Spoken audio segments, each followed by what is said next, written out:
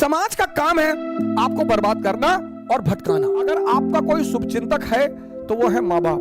दो तीन लोगों से तो बहुत बच के रहिए जो आपके घर के खिलाफ आपको बताते हैं। आदमी को पहचानना है ना, तो उसको ये देखो कि इसके माँ बाप के प्रति कैसा रवैया है। डेली सुबह उठकर शुक्रिया कहा करो अपने माँ बाप का पैर छूकर। भगवान उतर आए और माँ बाप कहते चला दो गोली तो चला दो।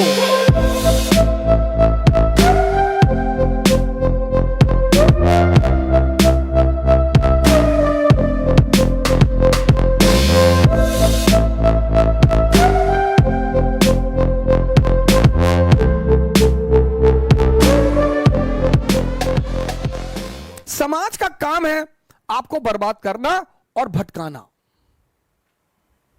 यह समाज का धर्म है। उस समाज में अगर कोई आपको बनाने वाला मिल जाए मां बाप के अतिरिक्त, तो आप बहुत भाग्यशाली हैं। इस दुनिया में अगर आपका कोई शुभचिंतक है तो वो है मां बाप,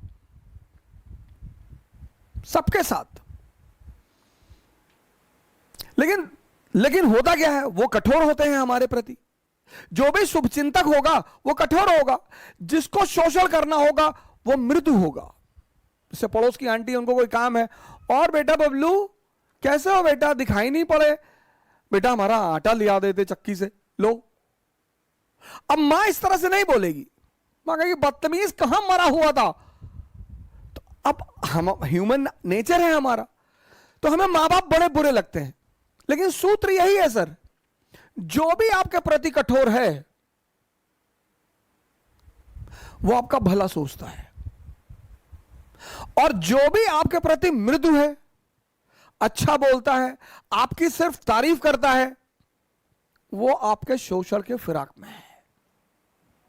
किसी की कोई जनरेशन, लोग कहते ना अरे भैया कमा लिए 7 पुस्त खाएगी। हमने तो ना देखा किसी की 7 पुस्तें खाते हुए। हमने तो उन मां बापों को खुशी देखा है जिनके बच्चे शाम को घर आते हैं, अपने मां बाप के साथ बैठते हैं, अपने मां बाप को घुमाने ले जाते हैं। हमारी श्रीमती जी के मामा है, तो अपने मां बाप को साथ में रखते हैं बैंगलोर।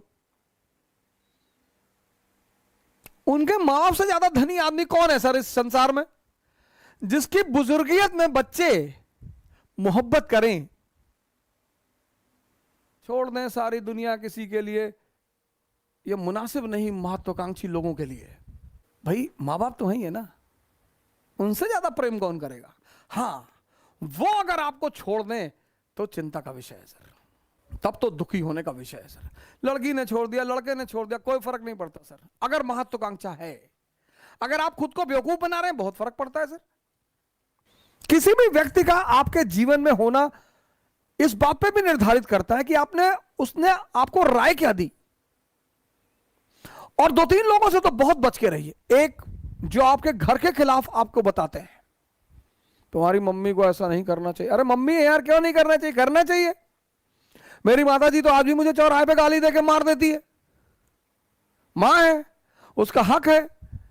आज भी मैं आता हूं बाहर तो कहती कायदे से गाड़ी चलाना, और हवाई जहाज में वो सीट बेल्ट बांध लेना जी, और ज्यादा नेता मत बनना, खिड़की से नीचे मत झांकना जी, खिड़की बंद रहती है। हाँ तो हमें पता है बंद रहती है।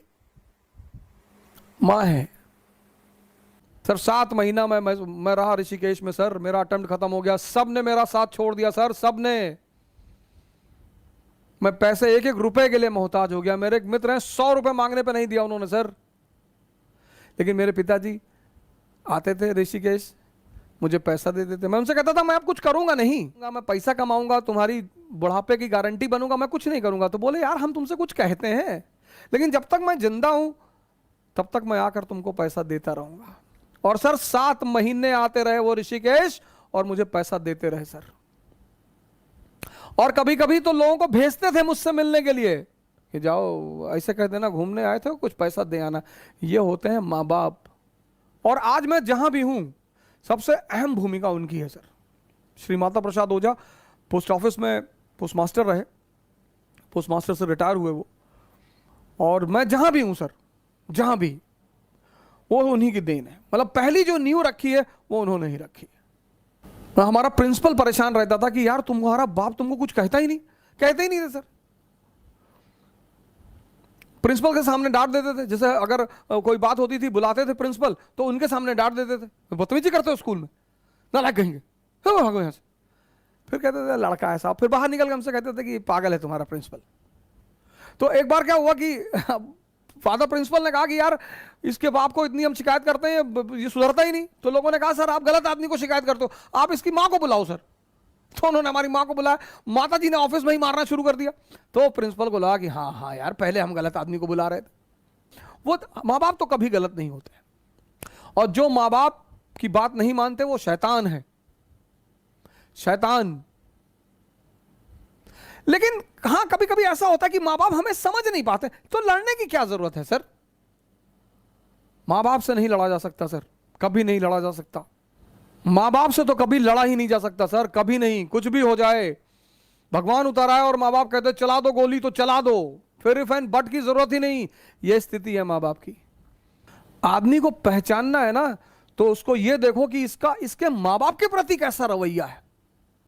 अगर वो अपने माँ बाप को भगवान मानता है तो आपके प्रति ईमानदार रहेगा सर, हमेशा।